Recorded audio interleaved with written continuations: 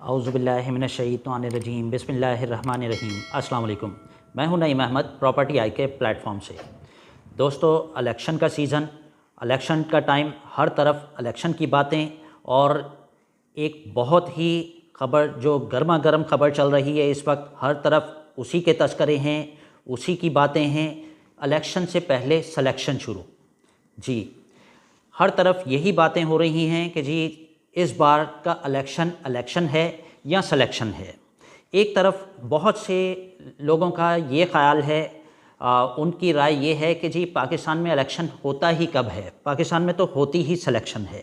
लेकिन जो यूथ है, यानी जो ऐसे वोटर्स जो कि फ़र्स्ट टाइम वोट कास्ट करेंगे या सेकंड टाइम वोट कास्ट करने जा रहे हैं, उनका ख़्याल ये है कि जी सिलेक्शन तो अब ही हो रही है, पहले तो इलेक्शन होता रहा है। तो इस तरह से हमारी आवाम की मिली जुली राय हैं। किसी का कहना यह है कि जी इलेक्शन है, फेयर इलेक्शन है, और बहुत से लोगों का ख्याल ये है कि ये सरासर सिलेक्शन है। तो दोस्तों, इसी बहस में, इसी तकरार में दिन गुजरते चले जाएंगे और इलेक्शन का टाइम आ जाएगा। 8 फरवरी जो कि मुकर्रर हो चुकी है इलेक्शन की, और अब उसमें ऑलमोस्ट 1 महीना और 3-4 दिन से बाकी हैं इलेक्शन के दिन में, और बहुत जल्द उसके रिज़ल्ट भी सामने आ जाएंगे। और इंशाल्लाह अल्लाह ताला की ज़ात से पूरी उम्मीद है कि इलेक्शन ऑन टाइम होंगे। लेकिन ये जो तकरार है, जो बहस है, इसमें हम अपनी राय और इजहार राय का हक जो है हर किसी को है। हम अपनी राय तो दे सकते हैं, लेकिन मैं आपसे एक रिक्वेस्ट करूंगा कि ये जो आपस की रंजिशें, आपस की खलिश, इस चीज़ से बचें। ऐसा ना हो कि इलेक्शन में हमारा पार्टिसिपेशन जो है वो सिर्फ़ और सिर्फ एज़ अ वोटर है और सपोर्टर है। ऐसा नहीं है कि जी हम खुद कोई कैंडिडेट हैं। हमारी यानी डायरेक्शंस, अटेंशंस, सपोर्ट किसी न किसी कैंडिडेट के साथ ज़रूर हो सकती है।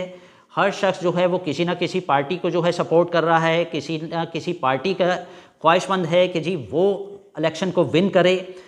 जैसा कि इस वक्त हमारे मुल्क में जो बड़ी पॉलिटिकल पार्टीज़ हैं, उसमें पीटीआई, पाकिस्तान नून लीग और पीपी, ये 3 पार्टियां बड़ी पार्टियों के तौर पे जो है वो इलेक्शन में पार्टिसिपेट कर रही हैं। इसके बाद जो है वो फिर छोटी पार्टियां हैं जो कि किसी न किसी पार्टी को जो है एट द एंड ज्वाइन करेंगी। तो उसमें मखलूत हुकूमत जो बनती है, उसमें जो है वो छोटी पार्टीज़ और आज़ाद उम्मीदवार जो है ज्वाइन करते हैं उन पार्टीज़ को। और अभी तक एक बहुत ही जो अहम इशू चल रहा है वो पीटीआई के लिहाज से चल रहा है कि जी उनका जो मार्क है, जो उनका इंतखाबी निशान है, बल्ला, वो मिल के रहेगा या खुदा न खास्ता छिन जाएगा। तो फेयर इलेक्शन और लेवल प्लेइंग फील्ड जो है वो सबको मिलनी चाहिए। लेकिन अगर कोई किसी जुर्म का मुर्तकिब है तो उसे डेफिनेटली उसकी सज़ा भी मिलनी चाहिए। और हमें जो है इसी हद तक रहना चाहिए, ना कि हम किसी के साथ इतना ज़्यादा अटैच हो जाएं और किसी के अगेंस्ट इतना ज़्यादा चले जाएं कि हम अपना और अपनी फैमिली का और अपने सर्कल का, अपने फ्रेंड सर्कल का जो है उसी में आपस में क्लैशेस शुरू हो जाए, उसी में जो है वो हमारी जो है एक दूसरे से मुखालफत शुरू हो जाए। ऐसा हरगिज़ नहीं होना चाहिए। एक ही फैमिली में कुछ मेंबर्स जो हैं वो किसी एक कैंडिडेट को सपोर्ट कर रहे हैं और कुछ दूसरी को। एक फ्रेंड सर्कल में कुछ दोस्त जो हैं वो किसी एक पार्टी को सपोर्ट करते हैं और कुछ दूसरी को। लेकिन इजहार राय हर किसी का हक है। इसी तरह से अटैचमेंट और फेवर करना वो भी हर किसी का हक है। और ये क्यों होता है? ये नॉर्मली इसलिए होता है कि जी नॉर्मली होना इसलिए चाहिए कि हम देखें कि जी हमारे मुल्क में कौन हमारे मुल्क की बेहतरी का सोच रहा है, कौन बेहतर काम कर रहा है, और हम प्रोग्रेस और परफॉर्मेंस पे गौर करें, ना कि हम सिर्फ वादे और दावों की बात करें। जैसा कि मैं तमाम पार्टियों की ही बात करूंगा, मुस्लिम लीग नून की बात करते हैं तो उन्होंने अपने सूबे में, पंजाब में बहुत कुछ डिलीवर भी किया। लेकिन पूरे मुल्क में जब उनकी गवर्नमेंट रही तो पूरे मुल्क में उस तरह से डिलीवर नहीं किया जैसा कि पंजाब में डिलीवर किया। जब प्राइम मिनिस्टर उनका, तो सीएम पंजाब वो अपनी वर्किंग कर रहा है, लेकिन पीएम की वर्किंग वो भी नज़र आनी चाहिए। दूसरी तरफ अगर हम पीपी की बात करते हैं तो आज जो बिलावल भुट्टो जरदारी इस वक्त जो है स्टेटमेंट दे रहे हैं, उन्होंने जो मंशूर अपना जो है वो सामने रखा है कि जी अगर हम हुकूमत में आते हैं तो हम इतने लाख नौकरियां और इतने लाख घर और इतनी बिजली फ्री वो देंगे। तो हुकूमत में तो आप ऑलरेडी हैं, कई साल से हुकूमत में हैं। मुशर्रफ दौर के बाद से थ्रू आउट सिंध में तो आपकी ही हुकूमत है और सूबे खुद मुख्तार हैं। तो आपने सिंध को क्या क्या डिलीवर किया, और सिंध में स्पेशली कराची को, हैदराबाद को, जो बड़े सिटीज़ हैं उन्हें क्या डिलीवर किया। तो वो सारी नौकरियां और वो सारे घर और वो सारे वादे और वो सारे दावे तो आप इतने पिछले इतने सालों में भी जो है वो पूरे कर सकते थे। अगर आपने उस वक्त पूरे नहीं किए तो अब कैसे पब्लिक जो है वो यकीन कर ले कि हाँ जी आज आप वो पूरे करेंगे। और अब बात आती है पीटीआई की। तो पीटीआई में हम सब ने एक चेंज चाहा था। लास्ट इलेक्शन में सब ने ये कोशिश की कि जी सबकी बारियां आ चुकी, सबके नंबर लग चुके, अब जो है खान साहब को लाया जाए, एक नया फेज़, एक नया चेंज और हकीकी तब्दीली के हम ख्वाहा। लेकिन उस तब्दीली के इफ़ेक्ट्स क्या हुए, महंगाई सर चढ़ के बोलने लगी, और खान साहब ने जो वादे और दावे किए थे उसमें बहुत से उनके वोटर्स और सपोर्टर को मायूसी हुई।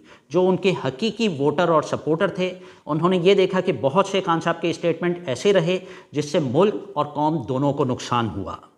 तो लिहाजा हमें अपनी आंखें खोलने की ज़रूरत है। हमें इस चीज़ पे गौर करना है कि हाँ जी क्या चीज़ हमारे मुल्क और कौम के लिए, आवाम के लिए और मुल्क के लिए क्या चीज़ फ़ायदेमंद है।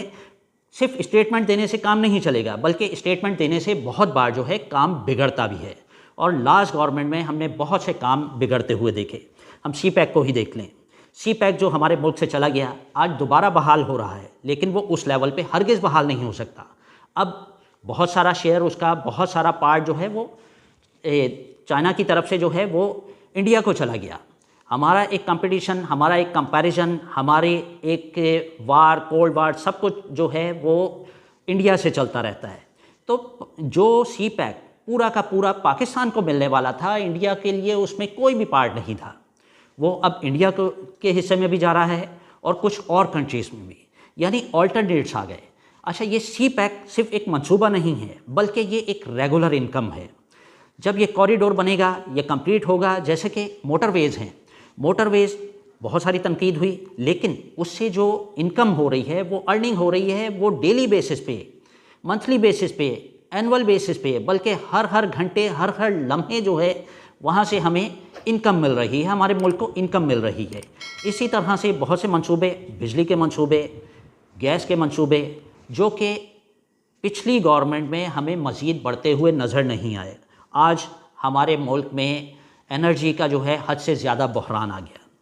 जैसा कि जो लास्ट जरदारी गवर्नमेंट थी मुशर्रफ दौर के बाद, उसमें एक शोर मचा, एक वावेला कि जी शॉर्टफॉल और फिर रेंटल पावर प्लांट, और सब जानते हैं, सब ने देखा, सिवाय यूथ के, क्योंकि यूथ शायद उस वक्त इतनी हमारी मेच्योर नहीं थी, वो इस एज में नहीं थे कि उन्हें वो वक्त याद हो।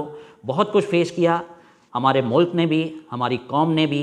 दहशतगर्दी उरूज पे थी, सर चढ़ के बोल रही थी, और हर तरफ सुसाइड बॉम्बिंग थी, हर तरफ ख़तरात के बादल मंडला रहे थे। तो अल्लाह अल्लाह करके अल्लाह ताला ने हमारे मुल्क पे, कौम पे रहम किया, और हमें इसकी कदर करनी चाहिए, और हमें सही को सही और गलत को गलत कहना भी चाहिए और मानना भी चाहिए। आज हमारा अलमिया ये है कि हम सही को सही मानने को तैयार नहीं हैं और गलत को गलत कहने को तैयार नहीं हैं। तो दोस्तों, खुदारा अपनी आंखें खोलें। अब ये इलेक्शन, इसमें इलेक्शन या सिलेक्शन जो कुछ हो रहा है उसके फ़ायदे चंद लोग लेंगे और नुकसान पूरी कौम को उठाना पड़ सकता होता है।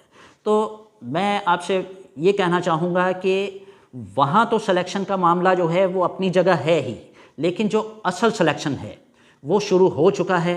इलेक्शन के अनाउंसमेंट होते ही, जैसे ही कंफर्मेशन आई कि जी इस डेट पे इलेक्शन होने जा रहा है, तो जो अक्लमंद हमारी कौम है, जो समझदार लोग हैं, उन्होंने फ़ौरन अपना काम दिखाना शुरू कर दिया है। और जैसा कि हम पिछले 2 साल से देख रहे थे कि प्रॉपर्टी बहरान का शिकार थी। हर जगह यही दावे, यही वादे, यही नारे, यही आवाज़ें थी कि जी प्रॉपर्टी तबाह बर्बाद हो गई, प्रॉपर्टी गिर गई, उसकी कीमतें तो दो कौड़ी की नहीं रहीं। लेकिन रियलिटी और फैक्ट्स, जो हमारे दोस्त, जो हमारे भाई इस वक्त प्रॉपर्टी सर्च कर रहे हैं, जो अपना ज़ाती घर चाहते हैं और अरसे से रेंट पे रह रहे हैं, उनसे पूछिए कहाँ प्रॉपर्टी गिरी है।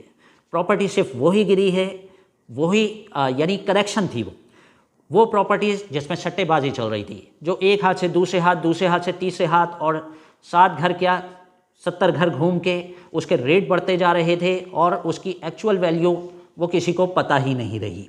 तो वो इन्वेस्टमेंट वाली प्रॉपर्टीज़ थी, यूजेबल प्रॉपर्टीज़ नहीं थी, वो सिर्फ एक सर्कल घूम रहा था।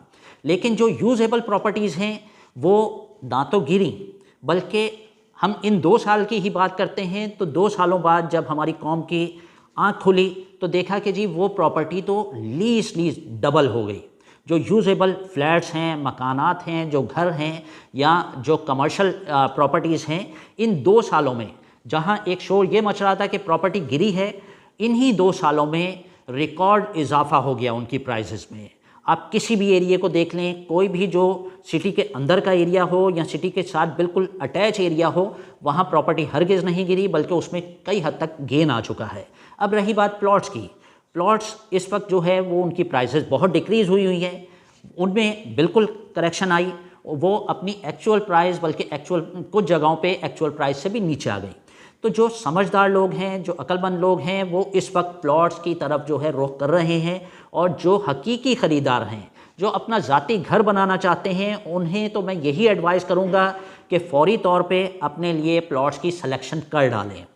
रीज़न उसका ये है कि पिछले दिनों हम देख रहे थे कि जी डॉलर बहुत ज़्यादा ऊपर जा रहा है, गोल्ड बहुत ज़्यादा ऊपर जा रहा है, जिसकी वजह से प्रॉपर्टी की तरफ हमारी नेशन का ध्यान नहीं था, और इनके साथ साथ जो कंस्ट्रक्शन मटेरियल है, कंस्ट्रक्शन कॉस्ट है, वो भी हद से ज़्यादा ऊपर जा रही थी।